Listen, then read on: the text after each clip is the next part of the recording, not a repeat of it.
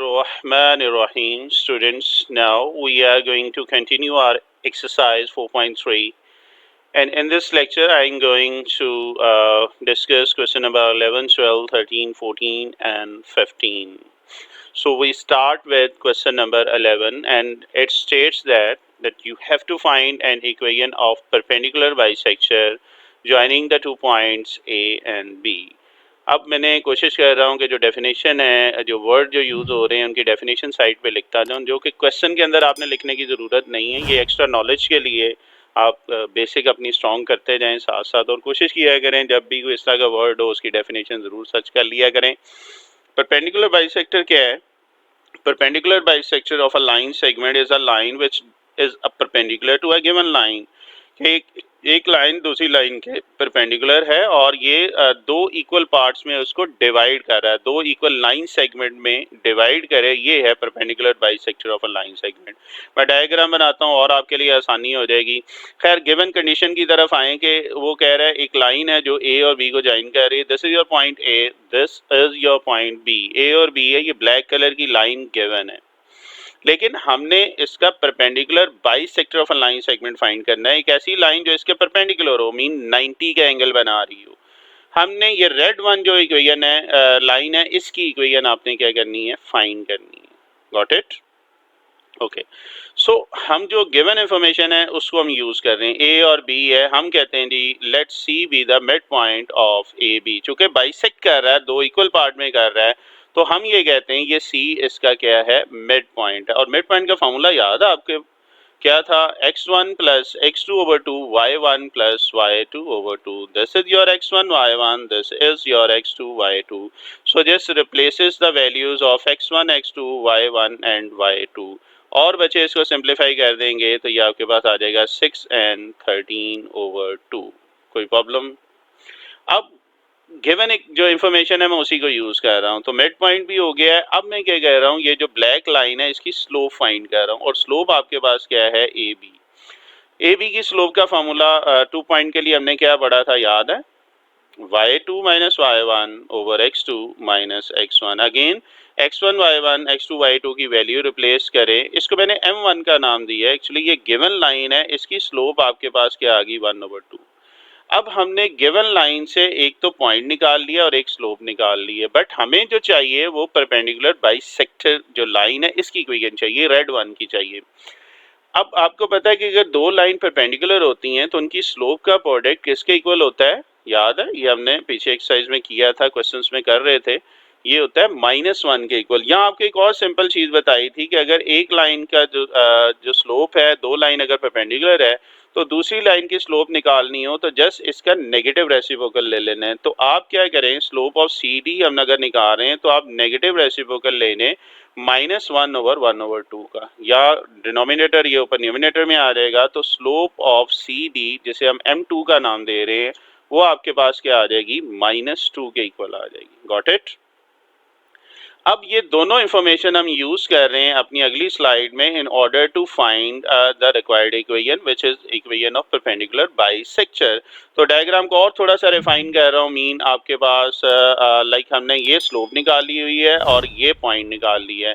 अब आपके पास पॉइंट था 6 and 13 ओवर 2 और स्लोप अभी क्या निकाली है? -2।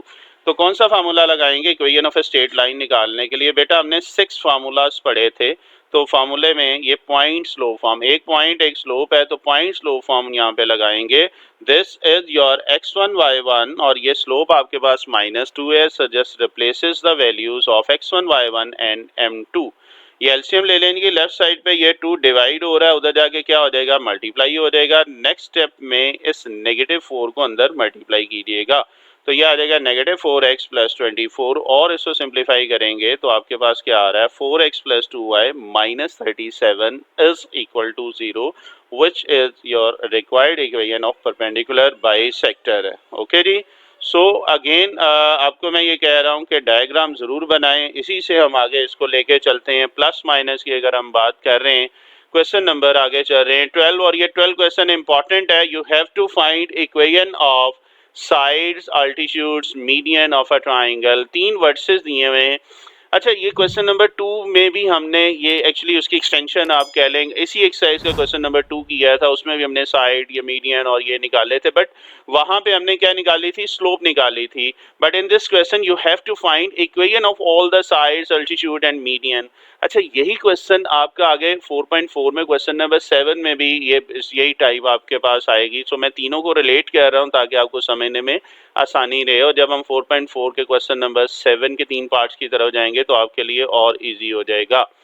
सो we start with equation of sides. पहले हम करते हैं तीनों साइड्स की इक्वेशन फाइंड करते हैं। अच्छा, पेपर में ये तीनों पार्ट इकट्ठे नहीं आएंगे, लॉन्ग क्वेश्चन इतना ज़्यादा लंबा नहीं है, लेकिन वो एक पार्ट दे सकता है, दो करने के लिए कह सकता है, यानी कि साइड अल्टीट्यूड पूछ सकता है या सिंपल साइड की इक्वेशन भी पूछ सकता है। तो लेकिन ऑब्वियस बात है क्वेश्चन कंप्लीट हमने करना है। इक्वेशन ऑफ साइड्स की बात करें तो ट्राइंगल में बिल्ड कर रहा हूँ ए बी सी, ग्राफ पे करेंगे ज़्यादा बेहतर है, अभी मैं रफली इसको कर रहा हूँ। ये आपके पास ए है, ये बी और सी है। अगेन मैं कलर लैंग्वेज बेटा यूज़ कर रहा हूँ, और कलर लैंग्वेज अगर हम देखें तो ए और बी इसमें कलर लैंग्वेज दी हुई है। ओके, तो आपने equation of side A B find करनी। ए बी कौन सी साइड है, ये जो रेड कलर है, मैं रिपीट कर रहा हूँ, जरा देखिएगा, डायग्राम पे फोकस कीजिएगा। ये ए और बी मैंने वर्टेक्स जो हैं वो रेड कलर में, ये वाली लाइन मैंने फाइंड करनी। एक्चुअली इस लाइन की इक्वेशन फाइंड करनी है। इसके लिए हम क्या कहते हैं, इस लाइन पे दो पॉइंट आपके पास दिए हुए हैं, एक -3 and 2 है और एक क्या है 5 and 4 है। देखें कैसे फाइंड कर सकते हैं, आपको याद है दो पॉइंट हैं, हम कौन सा डायरेक्ट 2 पॉइंट फार्मूला लगा लेते हैं। अब 1 पॉइंट फॉर्म भी लगा सकते हैं, बट पॉइंट स्लो फॉर्म भी लगा सकते हैं, बट ये 2 पॉइंट फॉर्म आपके लिए ज़्यादा इजी है। y2 minus y1 over y minus y1, x2 minus x1, x minus x1। सो आपके पास क्या आ जाएगा, ये फर्स्ट वन x1 y1 आ जाएगा, दूसरा आपके पास क्या आ जाएगा x2 y2 आ जाएगा।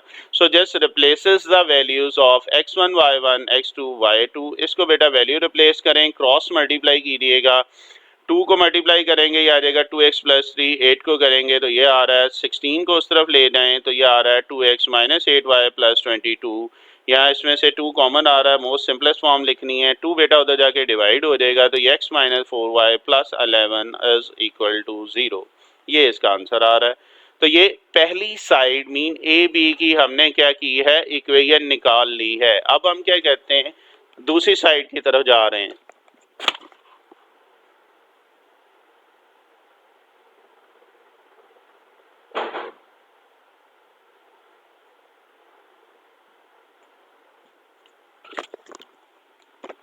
सो बेटा अब दूसरी साइड की तरफ चलते हैं, और दूसरी साइड इसमें क्या दी हुई है, साइड पहले मैंने ए बी की इक्वेशन निकाल ली है, और अब मैं क्या निकाल रहा हूँ, साइड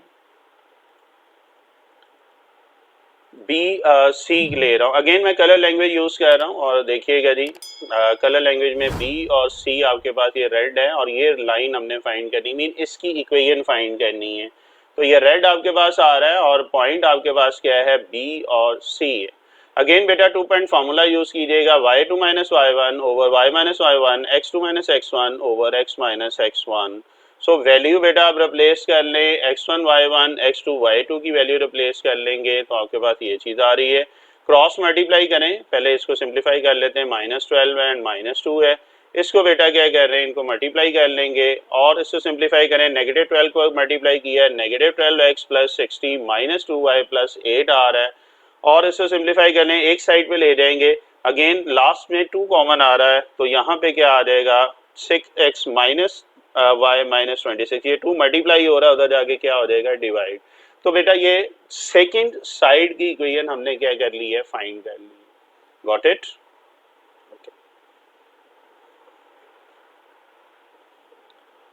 सो नेक्स्ट चलते हैं जी। नेक्स्ट इसमें जो हम फाइंड करने जा रहे हैं वो तीसरी साइड की इक्वेशन फाइंड करने चाह रहे हैं, और तीसरी साइड अब आपके पास जो हम रह गई है वो है ए और सी। रेड अगेन कलर लैंग्वेज में यूज कर रहा हूँ, ये रेड वन, ये वाली साइड जो है इसकी इक्वेशन फाइंड करनी है। अगेन बेटा आपके पास दो पॉइंट दिए हुए, -3 2 है और 3 -8 है, तो फॉर्मूला हम कौन सा लगाएंगे, अगेन 2 पॉइंट फॉर्म लगा देंगे।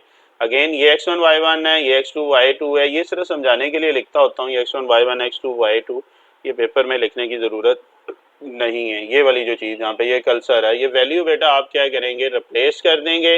जैसे वैल्यू रिप्लेस करेंगे, क्रॉस मल्टीप्लाई करें, अगेन सिंप्लीफाई कर दें, -10 को अंदर मल्टीप्लाई किया है, 6 को अंदर मल्टीप्लाई किया है, तो ये आ रहा है 10x प्लस 6y माइनस ये 30 में से बेटा 12 निकालेंगे तो ये आपके पास क्या आ रहा है 18। अगेन 2 कॉमन निकाल लेंगे तो last answer is 5x plus 3y plus 9 is equal to 0।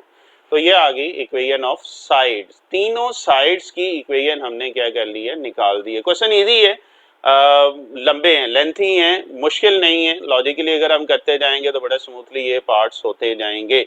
अब हम चलते हैं, साइड्स की तीनों इक्वेशन निकाल चुके हैं, अब हम जा रहे हैं ऑल्टीट्यूड्स की तरफ कि ऑल्टीट्यूड ट्राइंगल के हैं उनकी हमने इक्वेशंस निकालनी है। ठीक है, ऑल्टीट्यूड्स की क्या करनी है, इक्वेशन निकालनी है। सो ऑल्टीट्यूड की अगर हम बात कर रहे हैं, ट्राइंगल तो आपके पास वही ABC है। ज़रा मैं इसकी अगर बात वही है कि थोड़ा सा अगर हम ऑल्टीट्यूड की बात कर रहे हैं तो ये इसमें DEF ले ली। ऑल्टीट्यूड होते क्या हैं, जस्ट रिमाइंडर आपको दे रहा हूँ। In geometry and altitude of a triangle is a line segment through a vertex and perpendicular to a forming a right angle with a line containing the base of the side of the opposite vertex।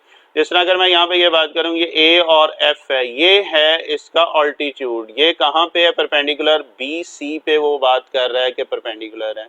तो definition जैसे कि reminder के तौर पर आपको मैंने नीचे दे दी है, और ये अब आपने तीन ऑल्टीट्यूड की इक्वेशन फाइंड करनी है। अगेन मैं कलर लैंग्वेज यूज कर रहा हूँ। फर्स्ट मैं स्लोप फाइंड कर रहा हूँ, किसकी, ये साइड AB की स्लोप फाइंड कर रहा हूँ, और वो क्या है आपके पास y2 minus y1 over x2 minus x1।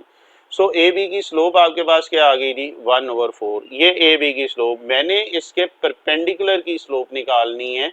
Mean ये AB है, इसके परपेंडिकुलर की स्लोप मैं अगर फाइंड करता हूं तो किस तरीके से करूंगा। स्लोप ऑफ AB आपके पास दी हुई है, और ये दोनों लाइन आपस में क्या है, परपेंडिकुलर है। ये देखें कर्सर की तरफ, AB और CD ये दोनों परपेंडिकुलर हैं, और ये आप जब इसका करेंगे तो स्लोप ऑफ CD आपके पास क्या आ जाएगा, आपको याद है नेगेटिव रेसिप्रोकल ले लेंगे। यही हमने किया था कि अगर दो लाइन परपेंडिकुलर है, अगर एक की स्लोप दी हो तो दूसरे की स्लोप बेटा नेगेटिव रेसिप्रोकल हो जाती है। तो इसका नेगेटिव रेसिप्रोकल लेंगे तो वो क्या आ रहा है, -4 आ रहा है। ये मैंने रेड कलर की है, एक्चुअली ये स्लोप हमने किसकी निकाली है, ये CD की स्लोप निकाली है।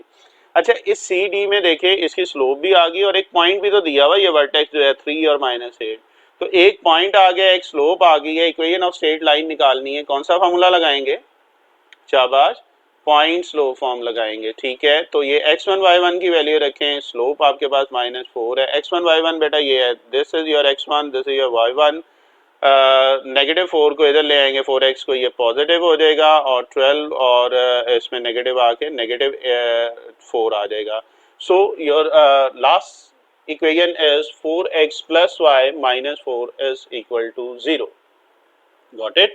अब ये पहला अल्टीट्यूड किया है हमने, दूसरे अल्टीट्यूड की तरफ चलते हैं जी। 1 बाय 1 करके हमने क्या करना है, इनके तीनों अल्टीट्यूड्स फाइंड करने हैं। Okay ji, so second altitude की तरफ जा रहा हूँ। दिस टाइम मैं जो सिलेक्ट कर रहा हूँ वो अल्टीट्यूड आपको कलर से नजर आ रहा होगा, वो मैंने कौन सा किया है, A और F की बात कर रहा हूँ। ये वाली लाइन की इक्वेशन फाइंड करनी है, तो उसको हम यूज किसको करेंगे, इसके अपोजिट जो साइड है उसको, यानी कि अब मैं क्या कह रहा हूँ, स्लोप ऑफ BC पहले निकाल रहा हूँ। डायग्राम पे फोकस कीजिएगा। BC में B और C आपके पास दिए हुए हैं, y2 minus y1 x2 minus x1, तो स्लोप ऑफ BC क्या आ जाएगी, 6। अब इसके परपेंडिकुलर की स्लोप चाहिए, और परपेंडिकुलर में बेटा क्या होता है, नेगेटिव रेसिप्रोकल होता है। तो ये आपके पास क्या आ जाएगी, -1/6 आ जाएगी। 6 है तो नेगेटिव रेसिप्रोकल में क्या आ जाएगा, -1/6 आ जाएगी। कोई प्रॉब्लम, ओके। नेक्स्ट चलें, तो हमें इसकी इक्वेशन चाहिए थी। अब इस लाइन की स्लोप भी आ गई है, पॉइंट भी आ गया है, तो पॉइंट स्लोप फॉर्म आपके पास क्या है, y minus y1 m into x minus x1। सो बेटा स्लोप आपके पास -1/6 है, x1 y1 आप इसमें पुट कर देंगे तो आपके पास क्या आ जाएगा, x plus 6y minus 12 plus 3 क्या आ जाएगा, -9। तो ये दूसरा अल्टीट्यूड था जिसकी हमने क्या की है, इक्वेशन निकाल ली है। अब चलते हैं थर्ड अल्टीट्यूड की इक्वेशन की तरफ।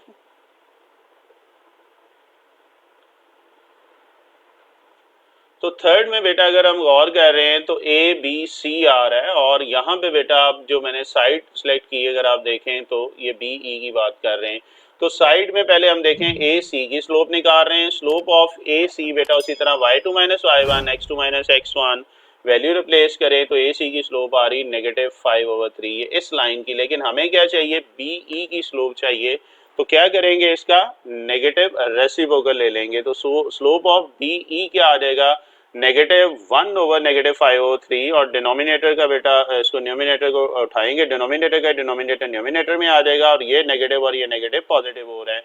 सो इसकी स्लोप आपके पास क्या आ रही है, 3/5। बेटा इस लाइन में स्लोप भी आ गई और ये वाला पॉइंट भी आ गया है। अब आपने क्या करना है, पॉइंट स्लोप फॉर्म इसमें पुट कर देनी है फॉर्मूले में, x1 y1 और स्लोप, ये 5 उधर जाके मल्टीप्लाई हो जाएगा 5y - 20, और इसको सिंप्लीफाई करेंगे 3x - 5y + 5 = 0। तो ये बेटा इसका क्या आ गया, ऑल्टीट्यूड आ गया। यहाँ तक कोई प्रॉब्लम? तीनों ऑल्टीट्यूड की मैं इक्वेशन निकाल चुका हूँ। इससे पहले इक्वेशन साइड्स की निकाली थी, अब मैंने क्या किया, ऑल्टीट्यूड्स की। अब जो लास्ट तीन इक्वेशंस निकालनी है वो आपने मीडियन की इक्वेशन निकालनी है, सही है। So we start with first median. Again diagram build कीजिएगा, और मीडियन अगेन ये आपके पास ए बी सी है। ये मीडियन होता क्या है, जैसे अगेन अगर हम मिड पॉइंट की बात करें, इसमें मिड पॉइंट इन्वॉल्व होंगे, मीन जी एच और के मिड पॉइंट हम ले लेते हैं किसके, ए बी सी के। अच्छा, मीडियन की डेफिनेशन भी मैंने रिमाइंडर कर दी तौर पर लिख दी है। A median of a triangle is a line segment joining vertex of the midpoint of the opposite side. Opposite side का midpoint, thus bisecting the side mean bisect का मतलब अगर ये 90 का एंगल है तो हाफ हाफ में ये लेके चलेंगे, ठीक है जी। तो मीडियन की डेफिनेशन भी आ गई। अब ए बी सी ट्राइंगल है, इसके तीन मिड पॉइंट मैं कह देता हूँ। जिस तरह ये जी मिड पॉइंट है किसका, ए बी का, एच में ले रहा हूँ ए सी का, और के ले रहा हूँ बी सी का। तो तीन ट्राइंगल में तीन मिड पॉइंट आ गए। तो बेटा सबसे पहले मैं क्या कहता हूँ, मिड पॉइंट फाइंड कर लेता हूँ। पहले मैं जी फाइंड करता हूँ, और मिड पॉइंट फाइंड करने का फार्मूला आपके पास क्या था, x1 + x2/2 y1 + y2/2। तो अब G जो है ये मिड पॉइंट था किसका, A और B। तो A और B के कोऑर्डिनेट बेटा आपने लिखने x1 y1 x2 y2 की वैल्यू रख लीजिएगा। तो G हमारे पास जो आ रहा है 1 और 3 आ रहा है, ओके। H जो है ये मिड पॉइंट किसका है, A और C। तो A और C के दरमियान x1 + x2 y1 + y2/2 का फार्मूला लगाएंगे, तो H हमारे पास ये आ रहा है। सिमिलरली लास्ट हमने K कहा है मिड पॉइंट ऑफ BC। तो B और C के पॉइंट्स आप पुट करेंगे तो आपके पास तीसरा मीडियन आ जाएगा, जो कि मिड पॉइंट आ जाएगा, सॉरी, जो कि 4 - 2 है, ठीक है जी। सबसे पहले हमने क्या किया, हमने तीनों मिड पॉइंट निकाल लिए। एक्चुअली हमें इनकी मीडियन की इक्वेशन चाहिए थी, ठीक है। तो उसके लिए ऑब्वियस बात हमें स्टार्टिंग पे मिड पॉइंट चाहिए था, जो भी हमने ऑल 3 मिड पॉइंट निकाल लिए हैं। अब 1 बाय 1 करके हम इक्वेशन फाइंड करते हैं। और अगर आप ट्राइंगल दोबारा देखें, ये आपने मिड पॉइंट निकाल लिए थे। अब मैं ये जी वाला पहले यूज कर रहा हूँ, रेड कलर आपको शो कर रहा है। मीन इक्वेशन ऑफ मीडियन किसकी, ये सी जी, रेड कलर की जो लाइन है। कलर लैंग्वेज को जरूर देखिएगा, आपको समझने में आसानी होगी। पेपर में ऑब्वियस बात आप कलर नहीं यूज करेंगे, आप एक ही उसमें करते हैं।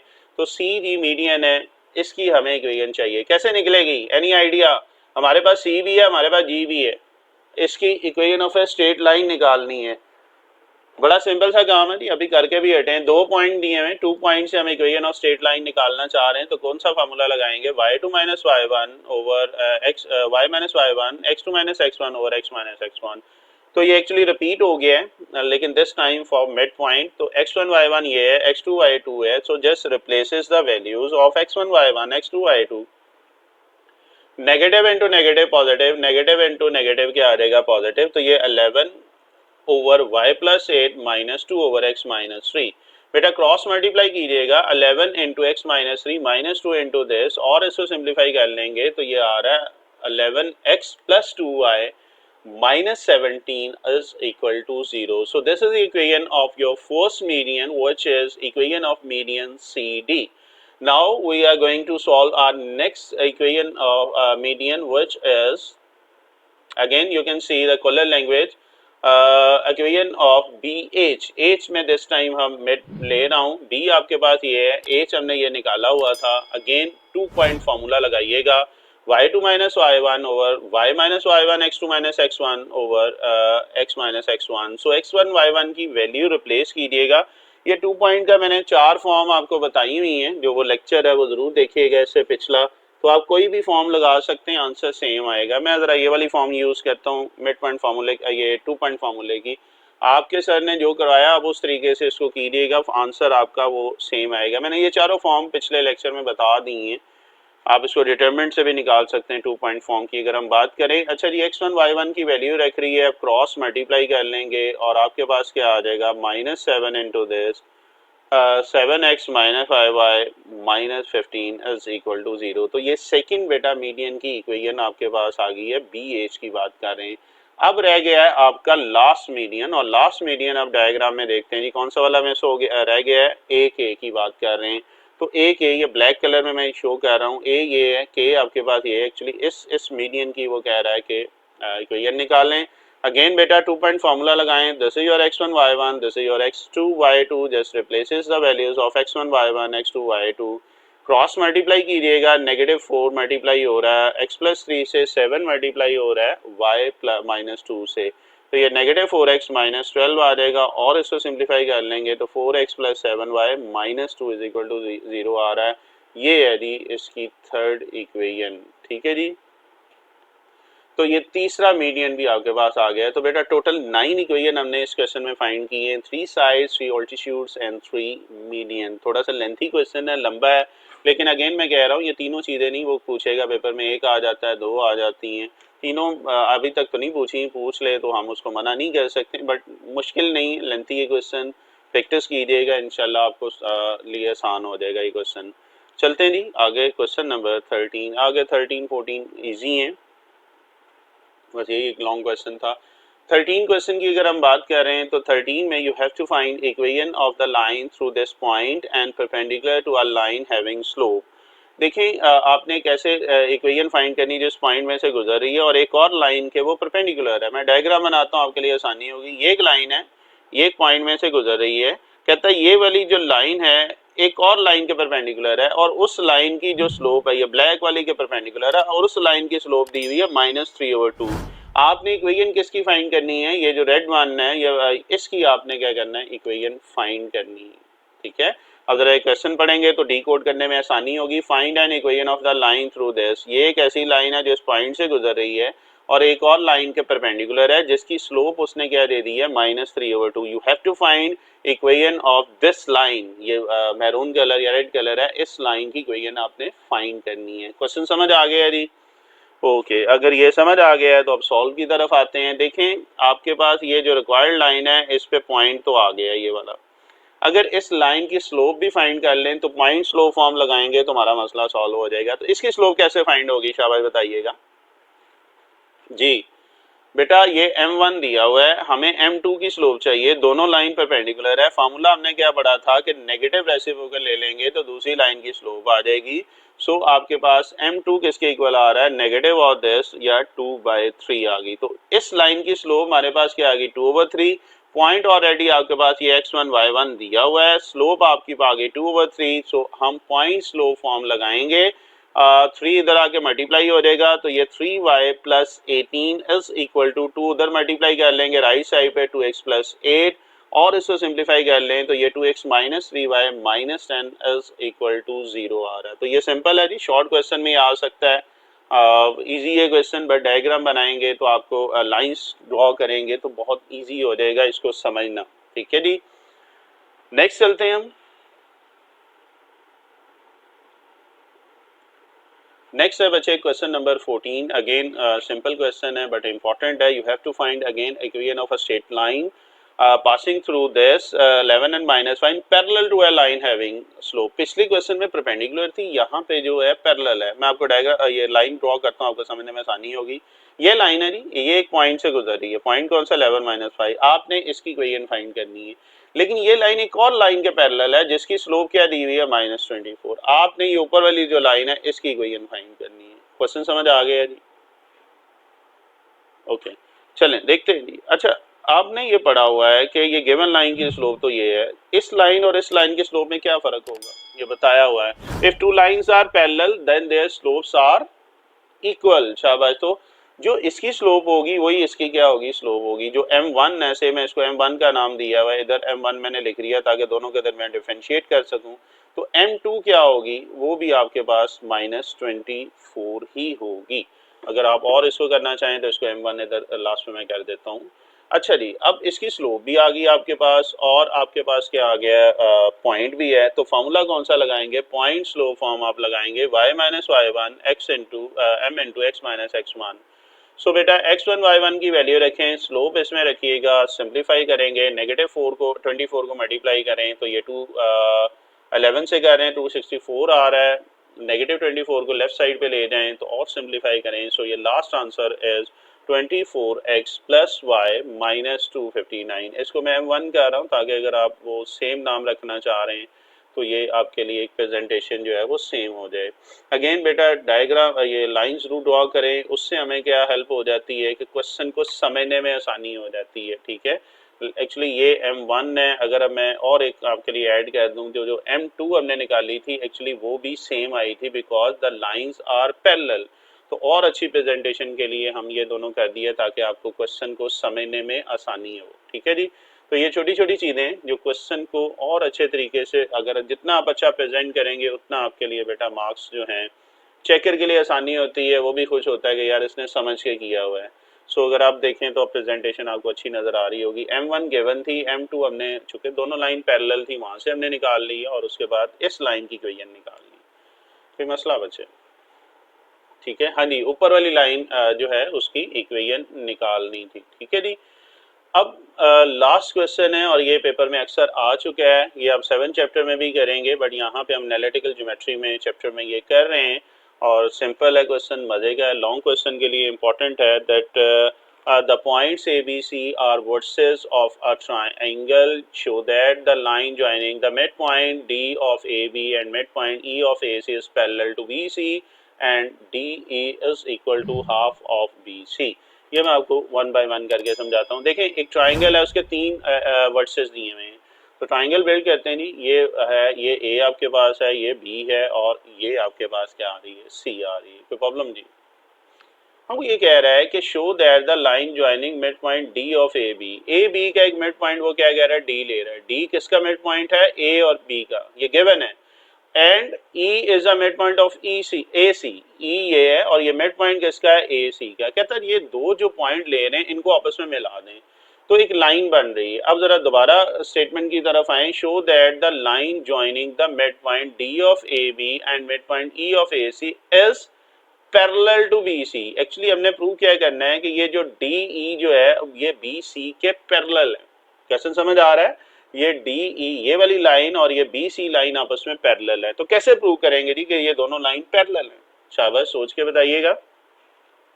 कब कंडीशन होती है कि if two lines are parallel then, शाबाश, then their slopes are equal. तो हम सिर्फ क्या कहते हैं, इन दोनों लाइन की स्लोप निकाल लेते हैं ताकि अगर वो इक्वल आएगी तो हम कहेंगे ये पैरेलल हैं। बट स्लोप निकालने के लिए इसकी स्लोप तो आ जाएगी बट डी और ई पॉइंट नहीं है, तो पहले हम डी निकालते हैं। तो डी एक्चुअली था क्या, it's a mid point of A B. तो मिड पॉइंट का फार्मूला आपने पढ़ा हुआ है x1 plus x two over two, y1 plus y2 over two. तो इन दोनों के दरमियान मिड पॉइंट निकालेंगे, फार्मूला लिखेंगे तो d के जो कोऑर्डिनेट आ रहे हैं बच्चे वो आ रहे हैं 5/2 एंड 5/2। कोई प्रॉब्लम? नेक्स्ट अगर हम देखें E है, E is a mid point of किसका था, ए सी का। तो बेटा अब E अगर हम ले रहे हैं मिड पॉइंट ए सी का तो आपके पास क्या आ रहा है 1/2 एंड -1। तो ये दो इसके क्या आ गए, मिड पॉइंट आ गए। हमने स्लोप निकालनी है तो स्लोप का फॉर्मूला क्या पड़ा हुआ है, y2 minus y1 over x2 minus y1। This is your x1 y1, this is your x2 y2। तो वैल्यू रखिएगा x1 y1 x2 y2 की। न्यूमिनेटर में बेटा एलसीएम ले लेंगे, डिनोमिनेटर में एलसीएम ले लेंगे और ये क्या आ रहा है, ये 2 जो है इस 2 से दोनों के डिनोमिनेटर कैंसिल हो जाएंगे, -7 ओवर -4 आ रहा है, नेगेटिव नेगेटिव से कैंसिल हो रहा है। तो स्लोप ऑफ डी ई बच्चे किसके इक्वल आ रही है, ये 7/4 के इक्वल आ रही है। कोई प्रॉब्लम? अगर ये स्लोप आ गई है तो एक लाइन की स्लोप आ चुकी है। अब हम क्या कह रहे हैं, दूसरी लाइन की स्लोप निकालेंगे। उसके पॉइंट ऑलरेडी आपके पास गिवन है, आपने सिर्फ स्लोप का फॉर्मूला लगाना। ये हम डी ई की तो अभी निकाल ली थी, अब बी सी की स्लोप निकालनी। Again y2 minus y1 over x2 minus x1 है, तो ये बेटा वैल्यू रिप्लेस करेंगे और इसको सिंप्लीफाई कर लेंगे तो ये 7/4, ये भी यही आ रही है। इसका क्या मतलब हुआ कि स्लोप ऑफ डी ई किसके इक्वल आ गई, स्लोप ऑफ बी सी। इसका मतलब क्या हुआ, ये 7/4 7/4 इक्वल आ गए। इसका मतलब क्या हुआ कि ये दोनों लाइन आपस में क्या है, पैरेलल है। तो यही नहीं प्रूव करना था, उसने ये कहा था कि show that the line joining the mid point D of A B and mid point E of A C is parallel to B C. Okay, but अभी ये क्वेश्चन खत्म नहीं हुआ। एंड पे वो ये कह रहा है you have to prove that D is equal to half of B C. ये जो डी ई है ये बी सी का हाफ है। तो ये हम अब कैसे पार्ट प्रूव करेंगे कि इसमें डी ई जो है हाफ आ जाएगा बी सी का। बेटा दो पॉइंट दिए हैं, ऊपर भी डी की बात करें और इसमें भी, तो हम क्या करेंगे, डिस्टेंस फार्मूला लगा लेंगे। तो ये सिंपल पार्ट है जी, आप शुरू में करते रहें। मीन ये डी ई का पहले डिस्टेंस निकाल लेंगे। डिस्टेंस फार्मूला याद है, शुरू में हमने किया था x2 माइनस x1 का स्क्वायर y2 माइनस y1 का स्क्वायर। तो बेटा ये वैल्यू इसमें रख लेंगे x2 minus x1 y2 minus y1। इसको बेटा सिंप्लीफाई कर लेंगे, एलसीएम लेने के बाद सिंप्लीफाई कर लीजिएगा। थोड़ा सा मैं डायरेक्ट कर रहा हूँ टाइम की ज़रा, ताकि हो जाए। तो ये 16 प्लस 49 ये आ जाएगा 65। 4 का अंडर रूट बेटा क्या आ जाएगा 2। तो ये से दिस योर इक्वेशन नंबर 1। तो डी ई जो डिस्टेंस निकाला है वो आपके सामने है। एक और स्टेप डिस्टेंस निकालते हैं बी सी का, क्योंकि हमें ये भी चाहिए। Again distance formula, this is your x1 y1, this is your x2 y2। Just value replace कीजिएगा। ये -4 -7 का स्क्वायर, -4 का स्क्वायर +16, -7 का आ जाएगा 49। तो ये 65 अंडर रूट आ रहा है। अब आप 1 और 2 को यूज करेंगे जो हमने प्रूव करना था। प्रूव हमने क्या करना था, चेक करते हैं कि ये डी ई की जो लेंथ है 1/2 बी सी के इक्वल है कि नहीं। डी अभी हमने निकाला था 65/2, इक्वेशन 1 में देखेंगे और ये क्या आ रहा है 65 अंडर रूट, बट इसमें बाहर 2 है, 1/2 है। इसका मतलब बच्चे लेफ्ट और राइट साइड इसमें क्या आ रही है, इक्वल आ रही है। अगर दोनों साइड इक्वल आ रही हैं तो इसका मतलब क्या है कि ये दोनों साइड इक्वल, हमारा जो रिजल्ट है वो प्रूव हो चुका है। तो ये था जी आपका क्वेश्चन नंबर 15। आज के लेक्चर में मैंने कोशिश की है 11 to 15 जो हैं आपको डिस्कस कर दिए जाएं।